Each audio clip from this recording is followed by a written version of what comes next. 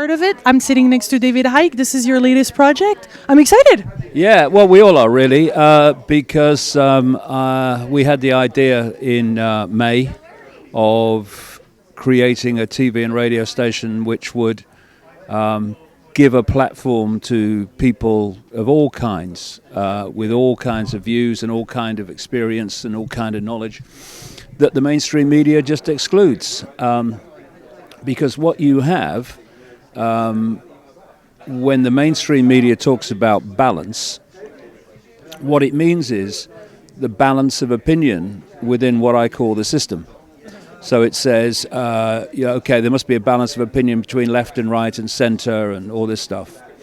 But where their balance of fairness and giving all people's views a chance comes to an end is with people over here in all the different areas that are challenging the system.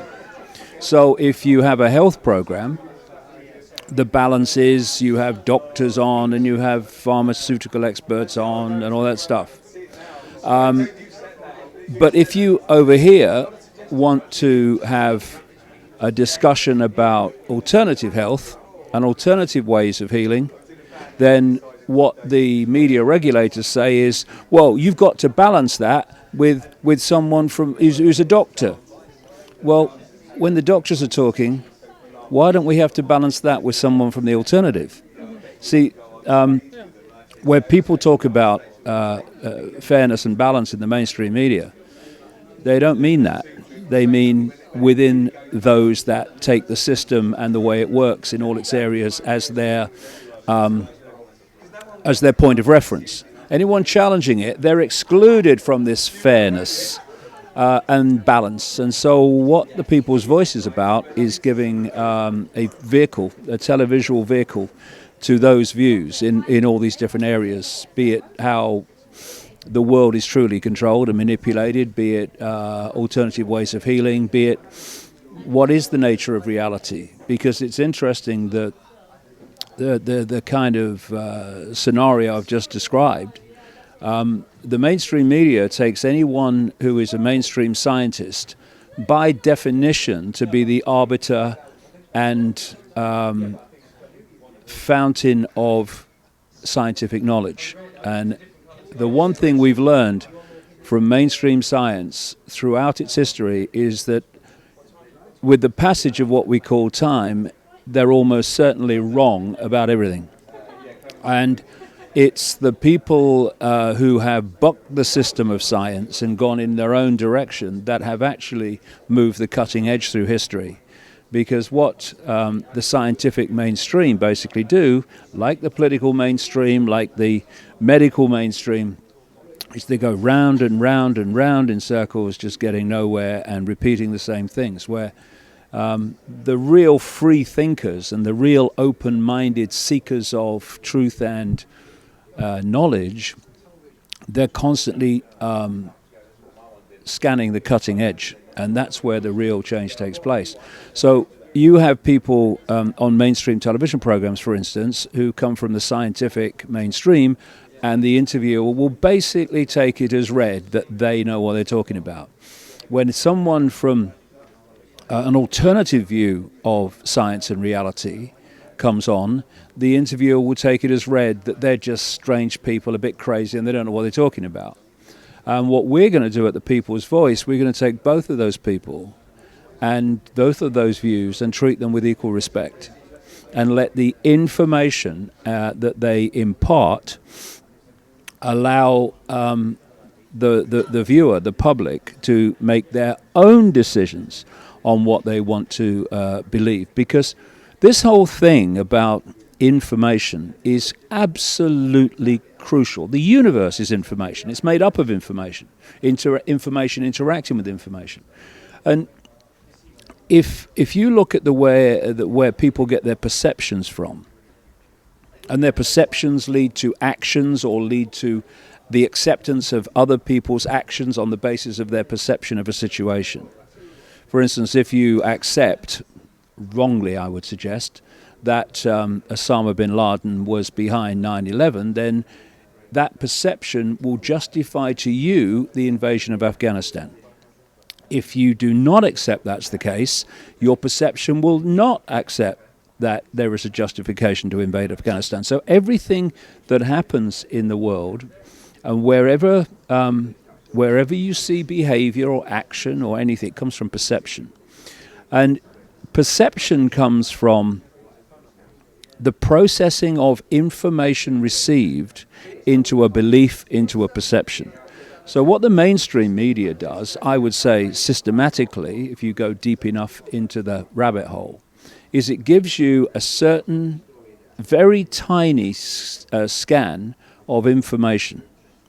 From that tiny little range of information, because most people get their information, therefore their perceptions from the mainstream media, you then draw your perceptions of a situation, of a person, of yourself, of reality, of the world.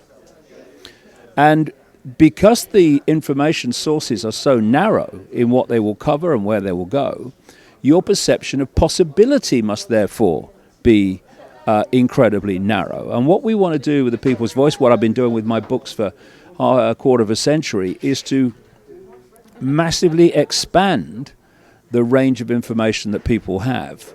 And then their range of perception has the potential to expand with the knowledge that that is not the only explanation, it's not the only possibility. There are all these other possibilities for the same situation or the same event that you're looking at. I would like to backtrack a little bit on your own, journey to arrive to this point at creating this new adventure, and putting this together, because your background, as we know, it was as a professional football player, and then you went on to BBC as a sports reporter, presenter, and then all of a sudden there is this lady that came into your life and said something to the extent that you were going to heal the planet.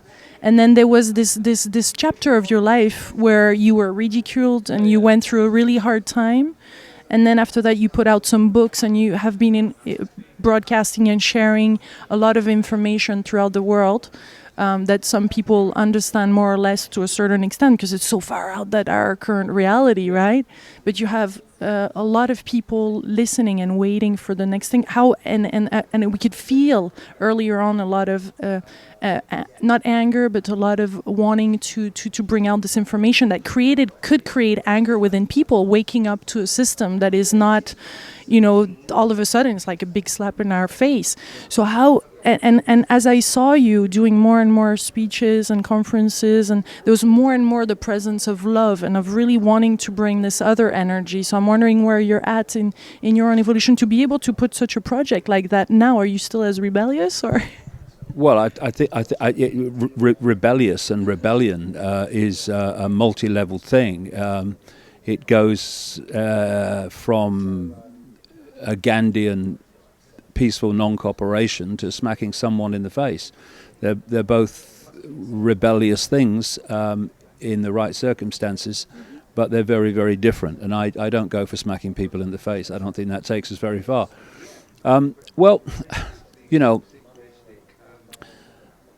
We talk about being on a journey, and a journey is many steps, and it goes through many landscapes, and it goes through many different levels of awareness. And someone described it once a long time ago as it's like walking around a mountain.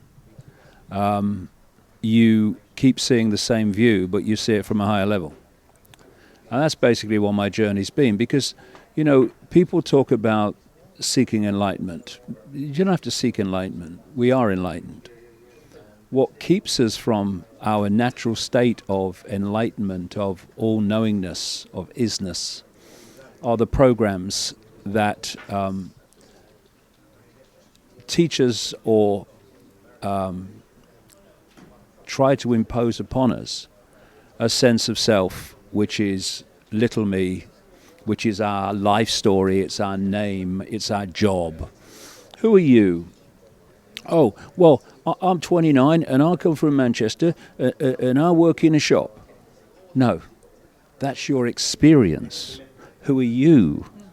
And it's this misunderstanding or misrepresenting the true self with what we're experiencing that catches most people in the net, because they self-identify self with experience. They're not the same thing. But this system of control, which I've spent so long uncovering and exposing, at its core, the number of people behind it in full knowledge of what they're doing compared with the global population is so tiny, it's shocking.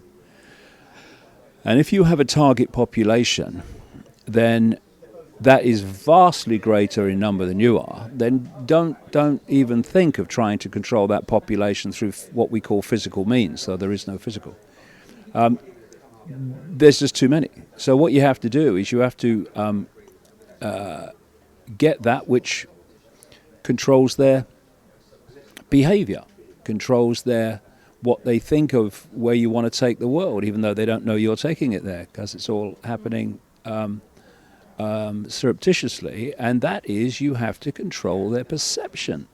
You imagine trying to manipulate and control 7 billion expressions of all that is, in full knowledge that they are infinite awareness having an experience, compared with billions and billions of people who think they're Ethel, who works in the store and has no power. And they're here for 70 years and 10, and then some God's going to judge them, or actually we're just going to go into oblivion. I mean, it's the question answers itself. You want the latter. You want people to be in a sense of powerlessness, a sense of not seeing that we're all connected. You want to prize people apart. You want to create fault lines of divide and rule on the basis of race and income bracket and culture and all the rest of it. Because that allows you to set the target population at war with itself so you can manipulate events. Because chaos is a wonderful way of manipulating events, because out of the chaos you offer your solution to the chaos, which takes the world in the direction that you want it to take. And so as you say on the website, I love that quote, the truth is like a lion. Once you let it be, it will find its way, or something like that, and it will come about. So what was your moment of truth, or with an S or capital T, that brought you to this place now, those aha moments? I know you had a lot with your latest book that you spoke of moments of all of a sudden like everything came together. So how does that come together? All those pieces, all this research, all the information that you receive must have evolved in your own, beingness. Well, it's evolved only in the sense that you get more of it, and more of it, and more of it, and more of it. And the more you understand, the more you know what's interesting but not absolutely vital. And what you're left with are the diamonds of awareness, knowledge that show you the picture. And the new book's called, for now obvious reasons, The Perception Deception, because the whole manipulation of the global society, the manipulation that has people dying of hunger in a world of plenty, has people killed by the health industry in vast, shocking numbers, that has people consuming genetically modified food that's genetically modifying them. It's all possible only because of a perception deception. If you can deceive someone's perception of something, you control their sense of reality. So what has happened is, you mentioned it earlier, when I started out,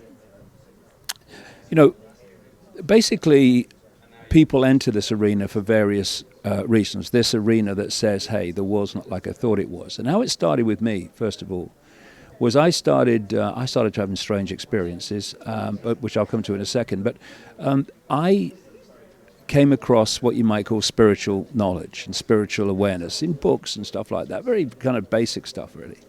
But it was so fascinating to me, and it gave such a different view from religion and science, as mainstream science, Stone Age science, as I say, song sheet science, that my question was, why why have I only just found this? You know, I'd been a journalist, I'd been out there. Why have I only just found this? Television presenter. So why isn't it taught in the schools? Why isn't it on the television? Why aren't we having discussions about it? And of course, the answer is because the system doesn't want that, because it wants you to hold this: I am my job, I am my income bracket, I am my life story, because that holds you under a control by your sense of limitation and your limitation in your sense of the possible, not least in your own potential. So anything that says, hey, no, actually, we're infinite awareness, no, it doesn't want that. So this is why it's not out there and it's suppressed, or it's dismissed as flaky and all that stuff. So, but that was the first step. And once you take that first step, I mean, some people come into this because they say, why is all this coverage of UFO activity? Why is that not discussed? Why are they covering up? And when you come into into the ring, asking one question, why is this suppressed? You then, if you keep walking, this whole panorama opens up, and you realize that all this stuff that we think is free flow of information is actually just a tiny band which is designed to give us a certain perception of reality. And so in the early days, I was putting out information, what I call names, dates, places, information, connections, organizations, secret societies, people that were actually involved in this, what I now call perception deception. And that was important because, you know, what people ask you are questions like, oh, well, how can a few control the world? Oh, it's impossible. But it's not impossible. It's very, very simple. If you have it, create and structure society in a certain way, which I explain. And once you've got that structure, and this society globally has that structure, then the few can control the many, not absolutely easy, but relatively easily. And if you therefore don't explain this structure to people, and they go, oh, I can see how they can do it like that, then they become open to they're actually are doing it. And so I've gone on this journey, and what I started out doing, for instance, in my talks and my books, is that I would do all the names, dates, places, what I call 5 sense information that relates to this conscious reality. And then at the end of the talk, so at the end of the books, I would then go into the deeper spiritual reality areas. Why did I do that? I didn't realize at the time I was actually doing it for this reason, but I can see now, subconsciously I was doing it. Because if you'd have done it the other way around, the people who would have been open to the names, dates, places information later in the book, as it would have been if I turned it around, would have read the early stuff about spirituality and reality. They'd go, oh, come on, I'm reading that rubbish. But you do it the other way around, and by the time they've got to that point in the book, they're going, well, this bloke's making sense to me. This is making sense of the world. And so when you bring in the deeper stuff, you know, your credibility in their eyes has reached the point, well, that feels right. Maybe there is something in this, all right?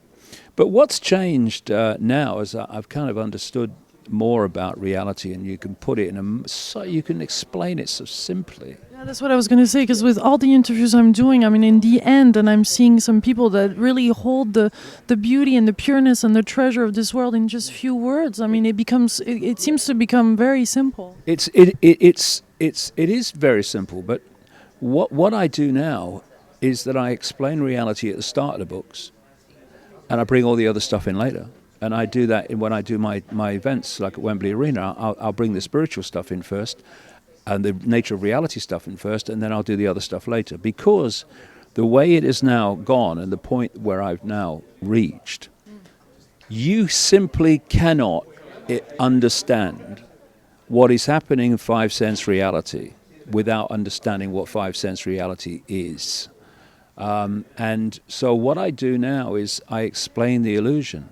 explain how reality works, and then you can explain people's daily experience and what's happening in the world of the scene in a much deeper way than you could if you didn't do that. Because if you're dealing with a network of people who have in the shadows an understanding of how reality works, and they are keeping that awareness from the people, then they put themselves in a fantastic position of power for a number of reasons. One is they know how reality works. They know it's illusory. They know this world of the so-called physical is holographic. They know that it's just a projection of something else, and it's the something else where you make the change in this world, not the world of the scene. I mean, you don't change a movie by changing what's hitting the screen. You change where what's hitting the screen is coming from. As long as they can hold us in a five-sense awareness, in a belief and experience of what we perceive as the physical solid world, and we are looking for answers to things we don't like out there in the so-called solid world, when there is no out there and there is no solid world, we are never, ever, ever going to change anything. Because we're standing symbolically, virtually, literally, on the stage of the theater, and we're screaming at the screen and telling the movie to change. Ain't going to change. And so to explain the world and to explain how a few can control the many, you have to explain this nature of reality as opposed to the reality we think and are told from cradle to grave that we are experiencing. And also, if we don't get into those levels of reality and where this is coming from, like I just said, you're never going to change it. And what I've found, and I was told this was coming 25 years ago, I've almost been a barometer of it, because when I started out, all I got was abuse and ridicule. But I was told that there was an awakening coming. In fact, the first book I ever wrote in the whole sequence of books all those years ago was called Truth Vibrations, because what I was understanding was that there was a vibrational change unfolding, which I now understand to be an informational change in the reality. And that this would act like a spiritual alarm clock. It would start to wake people up to start to question reality. Well, at that time, there was absolutely no evidence of that. But all these years later, I mean, it's extraordinary, the number of people who are now opening their minds not only to the fact that the world is not what they thought it was and it's not controlled by the forces they thought it was, but also they're starting to completely reevaluate their sense of reality. And so what I do now is I integrate very, very right from the core of what I do. I integrate what some people call the spiritual and the nature of reality with the five sense names, dates, places stuff. And I show that one is an extension of the other. And so, for instance, there's one simple thing that is suppressed by the mainstream, which if it wasn't, so many things would come into clarity, and that is the fact that this world is not solid, and quantum physics has well confirmed that anyway. It's holographic. It is a projection of an information field, and one level of the personal information field we call the Auric Field, and at one level, it's an electromagnetic field. I mean, technology can now, photograph it and stuff like that. And that field is the information field from which the body is projected. And if you look at alternative complementary medicine, they say, quite rightly, that mainstream medicine only treats the symptom, never the cause. And there's a reason for that. because they, mainstream science and mainstream medicine, which is an extension of that, they refuse to accept the existence of the field, even though you can photograph it. They see only the body, what I call the hologram.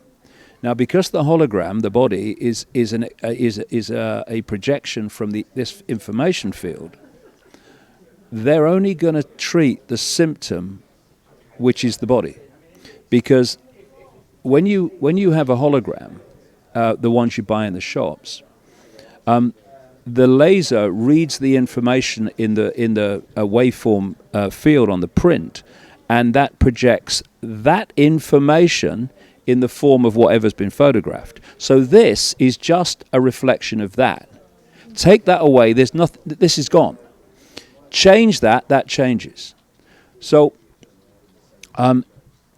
they're going to the body to try to treat it with the scalpel and the drug, and they're treating a projection. And once again, they're trying to change the movie on the screen.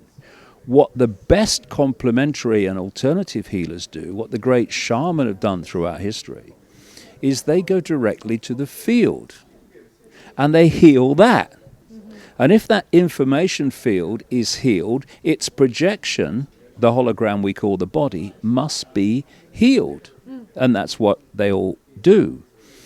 Then you look at things. We're all healers, aren't we? Yeah, but then you look. Somebody said today, how can a psychic tell you something about yourself that only you know? Because you've got the field, and that's your energetic self. It's your energetic self beyond the body that we see. That's the field that holds your memory. It holds your experience, and it holds projections of where you could go from here, the possibilities of where you could go. And if someone can tune into that field, tune into that frequency, they can access the information in that field. So when someone says, well, this psychic told me this, and only I know that, how do they do it? The answer: they accessed your field, you know it, and so they got it from you, but a level of you that you're not aware of. And then you go to things like this age-old idea of possession, being possessed by entities. Entities do not possess the body. It's just a projection. They possess the field. And when they make a frequency connection with the field, they can start to feed information, i.e. influencing your sense of perception into your awareness. And you have no idea. You have thoughts that you think are yours. You have emotional responses you think of yours. You have reactions that you think are yours. As that possessing entity, that possessing information field gets more and more, if it's malevolent, gets more and more influence over your field, then that's where psychopaths come from. It's where a lot of pedophilia comes from. And then eventually, in thankfully rare cases, but when it happens, that possessing field will get so much, will impact upon the possessed field so much that the information projecting the hologram changes, because this field has so much influence with its information over the information field that it's possessing. And when that happens, you get the distorted, shape-shifting type features of the exorcist type possessed person. And that's where shape-shifting comes from. You know, people talk about shape-shifting. If you and a lot of people have laughed at me when I've talked about it. Well, they've laughed at shaman, I suppose, in the past when they've talked about it. But if this is a wonderful example of how... You're so passionate, David. Oh, my God. Once he's on, he can last for 9 hours, believe it or not. Where a wonderful example of what I've been talking about, in the sense of you control perception, you control people's sense of reality. Because most people have bought the lie that this is solid and this is solid, as opposed to, you put a disk in a computer tower. It's information. But the computer reads it, and on the screen comes things that seem to have time, space, and solidity, right? When you're playing the games, well, I don't, but people do. Well, we are reading information fields, and we are decoding them into holographic reality in the same way that a computer is decoding information on a disk to create people, text, colors, images, moving pictures on a screen. But if you buy the idea that world is solid, shape-shifting is impossible. How can something shift from a solid form to another solid form? It's absolutely impossible. And so people hear me talk about it and they go, it's impossible. No. Your perception of it thinks it's impossible. If your perception was wider of the nature of reality that we're experiencing, it would be perfectly logical. And I'll give you an example of this decoding illusion. There was a wonderful book written in the early 1990s by a man called Michael Tolbert, and it was called The Holographic Universe. And basically what he did, he went round those cutting-edge scientific thinkers who had come to the conclusion that the universe, the reality was holographic, which it is, illusorily physical. And he told the story there of one night his father had a party for some friends and got a stage hypnotist along. And he was doing the usual party tricks. And he had this one fella, I think his name was Tom, and he was sat in a chair. And he was making him see things in the room that weren't there. And then this hypnotist said to Tom, when I bring you back to a waking state, you're not going to be able to see your daughter in the room. And so at that point, the hypnotist leads the daughter to stand right in front of Tom. So he's looking into her belly. He brings him back from a waking state. And the hypnotist said, can you see your daughter, Tom? Tom's going, no, she's not here.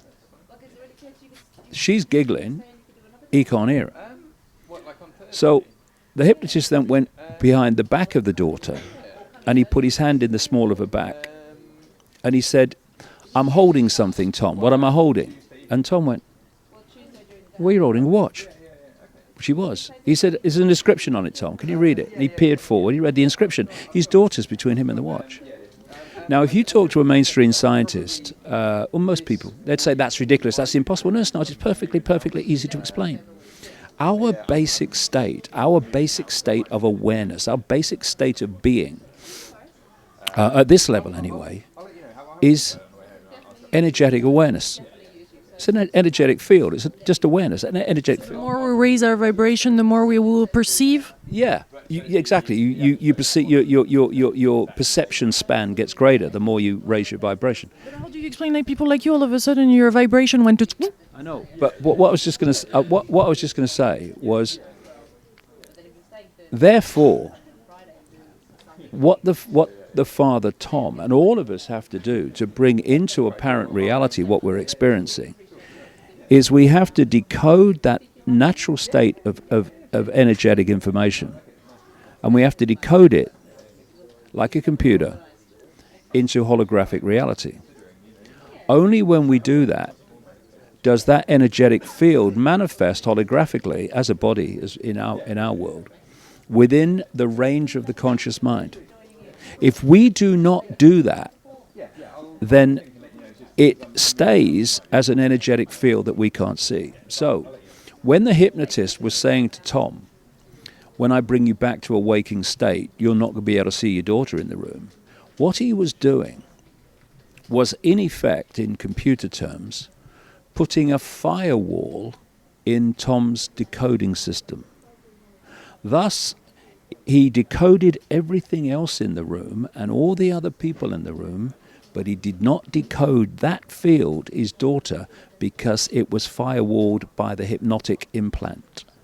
And because she holographically was not in his range of perception, she was not in the way of what was in the holographic realm, which had not been firewalled off from being decoded, and that was the watch that was behind her. And so when you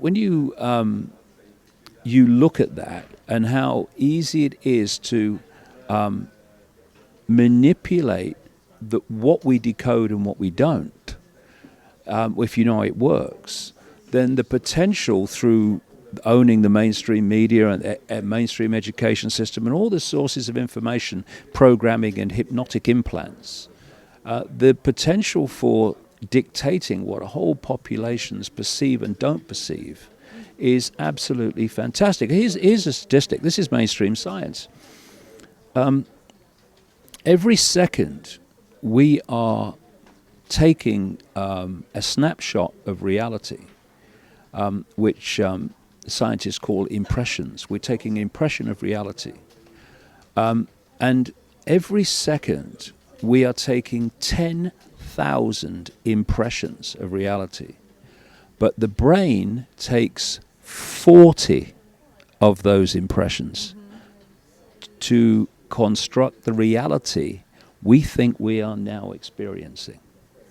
That is just a taste of the staggering level of illusion that we are actually experiencing. You say to most people, not in this room because they're aware people, but in most places, you say to them, if they were sitting here, can you see everything there is to see in the space you're looking at? And they say, well, yeah, of course. You're seeing a tiny fraction. This this room that we're seeing, this world that we're seeing, is actually a tiny, tiny frequency range called visible light.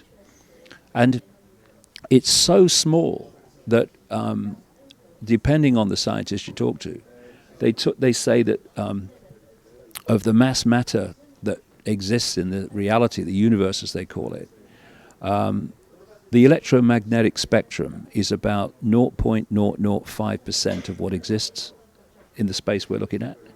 And visible light, which is the only frequency range that we can bring into a visible reality, is a fraction of the 0.005%. And someone rightly said, in terms of what there is to see and what there is to perceive and the reality that we are in, humans are basically blind. We can see virtually nothing. Now, when you put all this together, then and people see it, and they see how you connect the dots. One of the great impressions upon them is, well, I'm now open to anything in terms of possibility, because if I've been living this life taking all these things for granted about the reality I'm living in, and none of it's true, then what the heck else isn't true? And the mind opens to other possibilities, and what you're doing is you're freeing the mind to allow your awareness and your sense of the possible to expand. And as you free your mind, and you let it free of the box, and what is the box? It's perception. A sense of limitation equals a limited life on the basis of that's all you think is possible. Once the box breaks, the bubble bursts, and you allow your perception to expand, now it's like, getting your perceptions from here, and that's all. It's the same with the media I spoke about earlier, and trying to work out who you are, where you are, and what the nature of everything is in there, and then suddenly, infinite possibilities. Yes, and what are you accessing when you go like that? You're accessing all this awareness, all this perception, all this knowledge, all these insights that you weren't before. So when that perception views someone in that perception, they go, "You're mad, you're crazy, you're insane," because they cannot perceive what you're perceiving. It's not that they're worse than you or not as good as you or any of it. It's just that they're not perceiving what you can, but they could if they just open the box. And so Yeah, but you went full on. I mean, when this happened and you start talking at the conference, from my understanding, all of a sudden there was words that were even beyond what you would comprehend that was coming out. So, I mean, you didn't hold it back at all. So obviously for some people, there's the gap, and there is, most of us are learning to just adapt and slowly, depending on our environment, opening up some doors. But you went full on. I mean, you opened the whole... there's a few things about that, because what happened was I was a television presenter with the BBC, and I was going about my life. And in 1989, throughout 1989, some strange things started to happen to me. If I was in a room alone, it didn't feel as if I was alone. And this got more and more powerful through 1989 until early 1990. I was sitting in a hotel room, not a million miles from where we were sitting, in London, when I was working for the BBC. And I was sitting in this bedroom alone at a hotel. I'd just come back from work. And I sat on the side of the bed, and a presence in the room, by now, it got more and more powerful through the year. It had got so tangible, you could almost touch it. And I sat there on the side of the bed, and I said, if there's something there, would you please contact me, because you're driving me up the wall. A few days later, that's all it was. I was with my son. He's a big, strapping singer-songwriter now, in his 30s, but he was a little boy then, Gareth. And I bought a book from a bookshop, and I was going to read it over that weekend. And we were playing football near where I live, and we were going to get some lunch in a cafe on the railway station, the seafront where I live. And we went there to the station, and a railway worker came up to me and started asking me about football, because I was on the television talking about sport. And when the conversation ended, I realised Gareth wasn't there anymore, but I knew where we'd be. It was in the newsagent, the news shop, because he was reading books about steam trains and stuff. We liked steam trains. And so I walked into this news shop. It's still there. And I saw Gareth. He's reading his steam train book. And I said, Gareth, come on, we'll because the cafe on the station was full. I said, we'll go up in the town and get some lunch. And as I turned to walk, my feet wouldn't move. They were pulled to the ground. And it was obviously, this was a new experience to me. So it was very bewildering. And I wouldn't say I heard a voice, because they're not really voices. It's you are decoding projected thought. But I did have a very powerful thought go through my mind that took the form of a voice, which in no way came from me. And it said, go and look at the books on the far side. So I'm standing there, and it's like magnets are pulling my feet to the ground. And I then walked across to the books, and I went across totally bewildered. I'm thinking, what is happening? What is happening? And I was very surprised at being told to, or this thing, this voice or whatever it was saying, go and see the books on the far side, because I knew that newsagent and bookshop very well, and they were all romantic novels and stuff like that. It weren't for me, but I went. And in among the Mills and Boon, as we used to call them, romantic novels and Barbara Cartland and all this stuff, was this book that stood out because it was different from the rest. It had a woman's face on the front, and it was called Mind to Mind. And I picked it up, and I turned it over, and I read the blurb, and I saw the word psychic. And it was a book by a lady called Betty Shine telling about her experiences as a psychic. So I bought it, because and I read it in 24 hours, and my thought was, I wonder if this lady could pick up what I've been experiencing for the last year. So I contacted her and went to see her.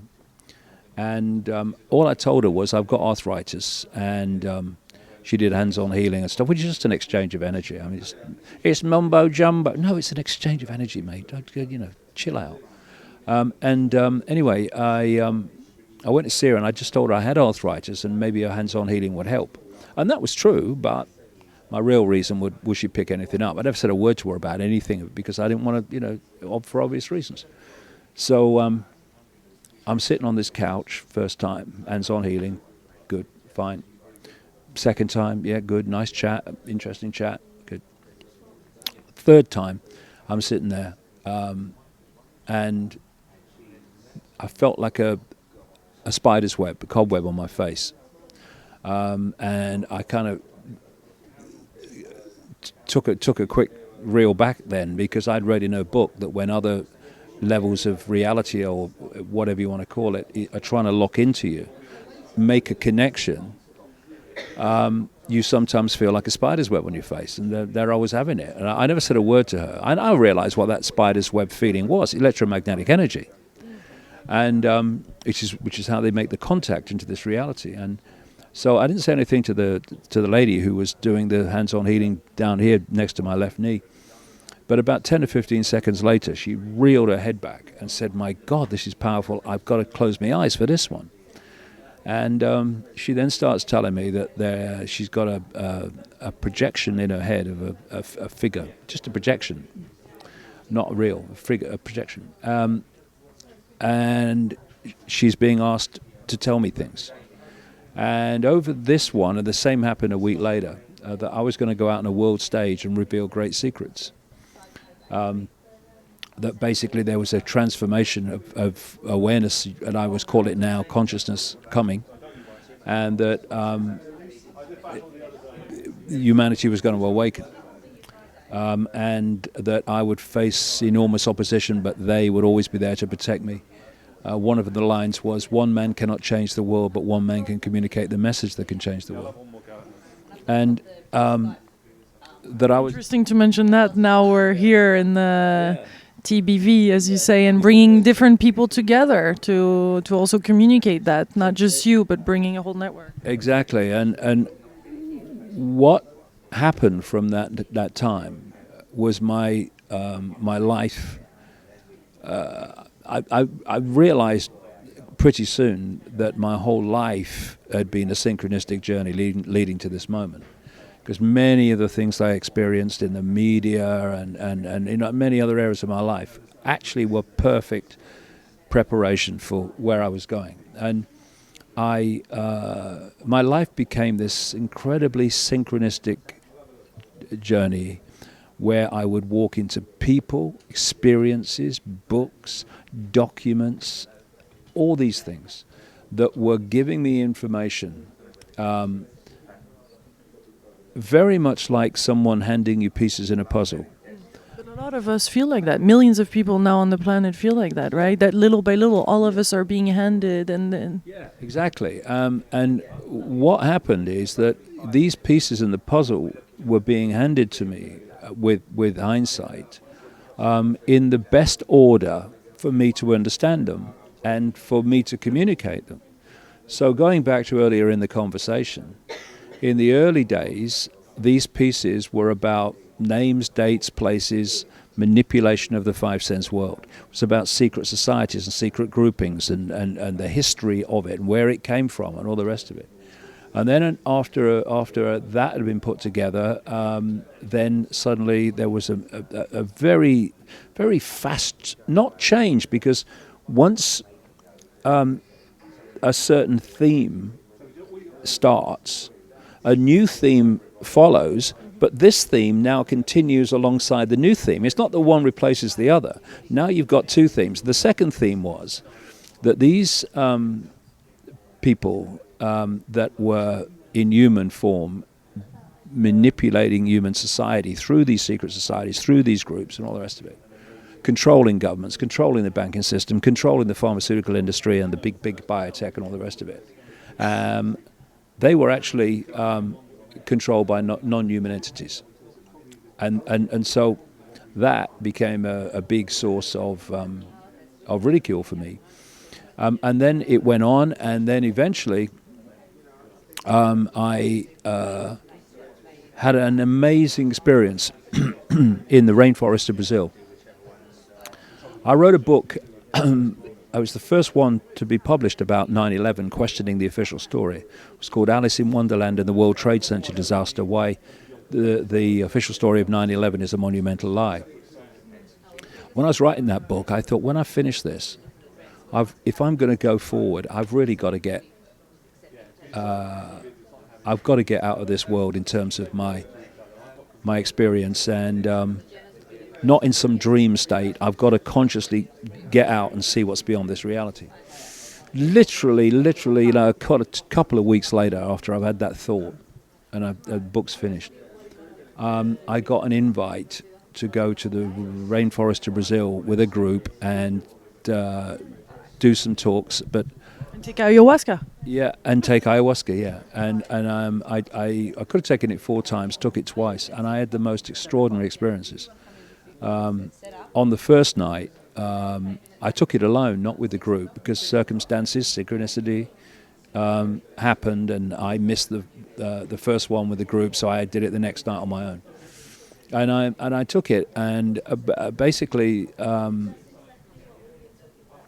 they talk about ayahuasca and similar things taking you somewhere. I don't think they do. I think you just go to another level of yourself,